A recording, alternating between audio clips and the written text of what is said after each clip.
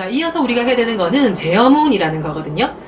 자, 제어문은 앞서 우리가 예제를 말씀드린 것처럼 엑셀에서 확인과 취소라고 해서 그냥 확인 취소하면 끝이 되는 엑셀의 형태를 우리가 엑셀 VBA를 통해서 확인을 누르게 되면 뭔가 확인에 추가적인 작업들을 더 넣어줄 수 있도록 명령어를 더 넣을 수 있고, 취소 단추를 누르게 되면 바로 취소되는 게 아니라 왜 취소하는지에 대한 어떤 값을 받아올 수 있도록 프로그래밍을 좀 전문적으로 바꿀 수가 있는 게 엑셀 VBA라고 말씀드렸죠. 자, 우리가 여기와 관련된 게 제어문입니다. 확인 단추를 눌렀는지 아닌지를 체크를 하는 거죠. 조건을 두는 거죠.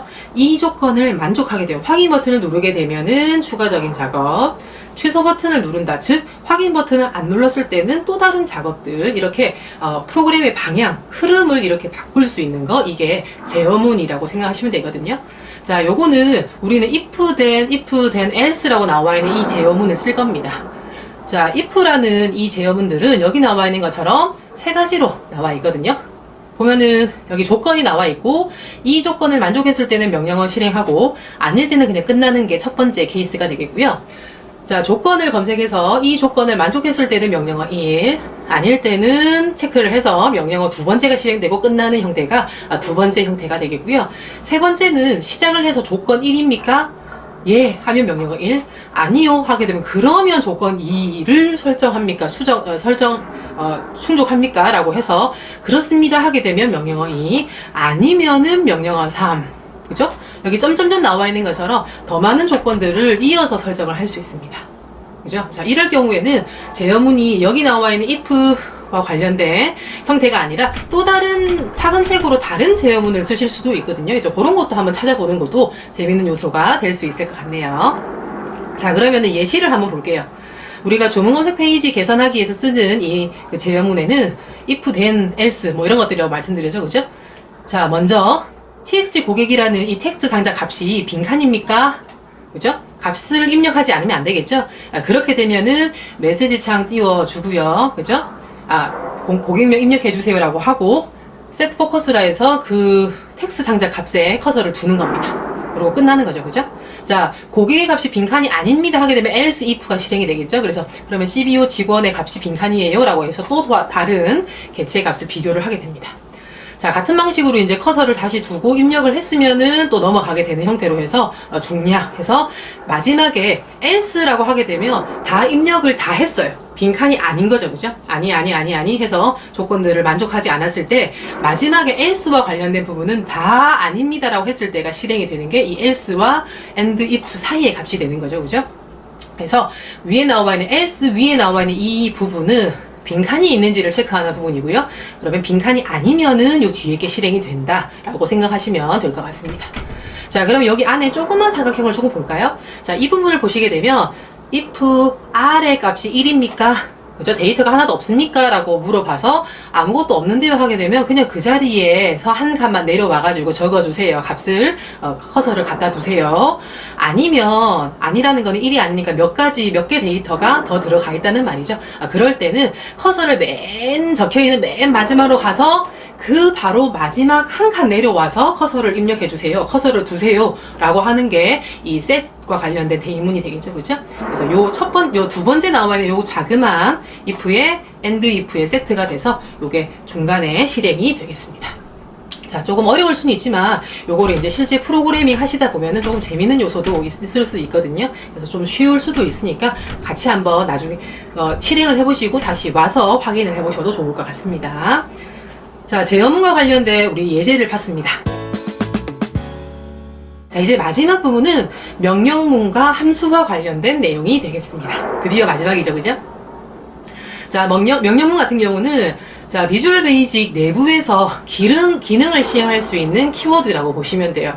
그러니까 어떤 특정 개체에 한정되거나 이런 게 아니라 오히려 비주얼 베이직이라는 고유한 프로그램과 조금 더 가깝게 밀접하게 관련되어 있는 거라고 생각하시면 좋을 것 같아요.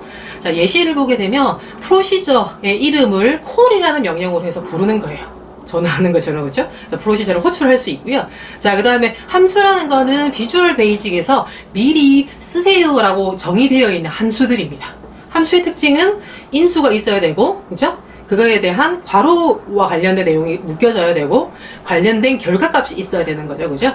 그래서 두 개 차이점은 함수 같은 경우는 키워드가 있는 건 똑같은데 인수가 있느냐, 그죠? 결과값이 있느냐에 따라서 다 있습니다 하게 되면 함수, 아니면은 명령어로 우리가 체크를 하시면 좋을 것 같습니다.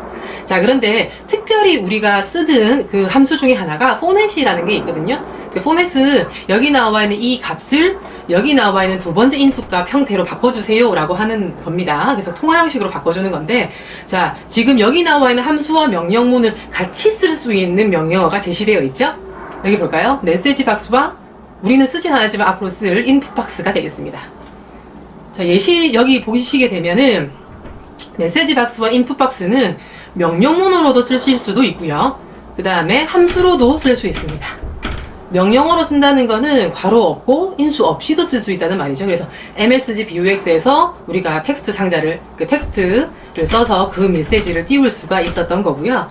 여기 보게 되면 함수로 쓸 때는 값을 반환해 주는 거예요. 그죠? 여기 보게 되면 반환되는 어떤 값이 있고 이 메시지 박스의 전체 결과가 할당되는 걸 볼 수가 있죠. 그죠?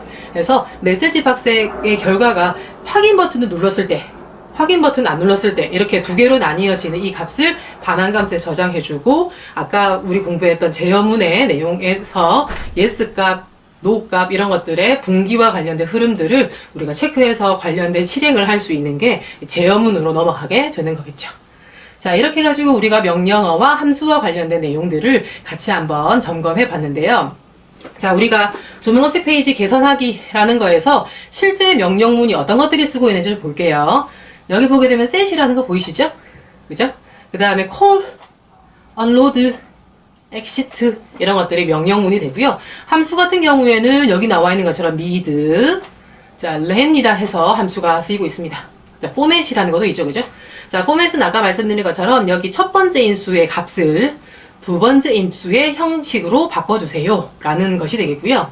자, 여기 나와 있는 mid와 len은 우리 엑셀에 mid라는 함수 아시죠? 그죠? 값에, 텍스트 값에 몇 번째에서 몇 개, 이게 mid와 똑같고요. len은 그 전체 문자의 개수를 구할 수 있는 거예요. 자, 여기 보게 되면 mid는 여기 세 가지 인수, 우리 엑셀 쓰는 거와 똑같습니다. 자, len 같은 경우는 텍스트의 길이를 구해주는 거예요. 그냥 텍스트 값만 len이라는 함수로 지정을 해주게 되면 전체 길이가 몇 개인지도 알아볼 수 있는 함수가 되겠습니다. 자, 이런 것들도 우리가 비주얼 베이직 코딩에서 실제 해볼 거니까 그때 한 번 더 체크해 보시면 좋을 것 같습니다. 제가 생각했을 때 VBA를 공부해야 되는 이유가 한 두 가지로 한번 생각해 봤는데요. 첫 번째는 여기 나와 있는 것처럼 로직이라 적혀 있는 것처럼 논리적인 사고를 하는데 도움이 됩니다. 자, 아까 우리 공부했던 제어문이라든지, 그죠? 기타 여러 프로그램들을 할 때 상황들을 논리적으로, 절차적으로 사고를 해볼 수 있는 여러 시연들을 많이 해보게 되죠, 머릿속으로. 그죠? 그렇게 하다 보면 자연스럽게 논리적인 어떤 사고를 하는데 도움이 되는 것이 이제 로직과 관련된 첫 번째 제 이유라고 생각하면 될 것 같고요. 두 번째는 VBA를 공부하게 되면 여기 크리에이티브라고 적혀 있는 것처럼 조금 창조적인 또는 창의적인 어떤 사고를 할 수 있는데 도움이 될 거라고 생각이 듭니다. 자, 기존의 엑셀 기능을 VBA로 이렇게 업그레이드 할 수 있다고 했는데 과연 기존에 어떤 것들을 좀 업그레이드 하면 좋을까를 계속 생각을 해봐야 되겠죠. 그죠? 자, 그런 것들이 창의적인 생각하는데 도움이 되겠죠. 그죠? 그래서 두 가지 내용들을 이유로 들어서 여러분들이 좀 VBA 공부를 잘 해주셨으면 좋을 것 같습니다. 자, 지금 여러분들이 초등학교 유치원부터 코딩 교육 하고 있다는 거 알고 계시죠? 한다고 하죠. 그죠? 자, 우리가 그렇게 차근차근 초등학교 유치원부터 코딩 교육을 열심히 밟아왔던 친구들과 같이 경쟁을 한다든지 같은 사회생활을 해야 될 때가 오겠죠. 그죠? 자, 그러면 여러분들은 그때 어떤 장점을 내세울 수 있을까요? 한번 생각해 볼 필요가 있겠죠. 그죠? 자, 미리 지금부터라도 VBA 이런 것들과 관련된 프로그래밍 또는 코딩 이런 것들을 조금씩 접하는 경험들을 좀 늘려가시다 보면 분명히 그 친구들과 유치원, 초등학교부터 코딩 교육을 배웠던 그런 친구들과 우리가 같이 경쟁 또는 상생할 수 있는 그런 방법을 찾을 수 있을 거라 생각이 됩니다. 자, 다음 시간에는 오늘 배웠던 이 프로그래밍과 관련된 기초적인 지식을 직접 프로그래밍 해보는 시간을 할 거거든요. 자, 다음 강의도 기대 많이 해주십시오.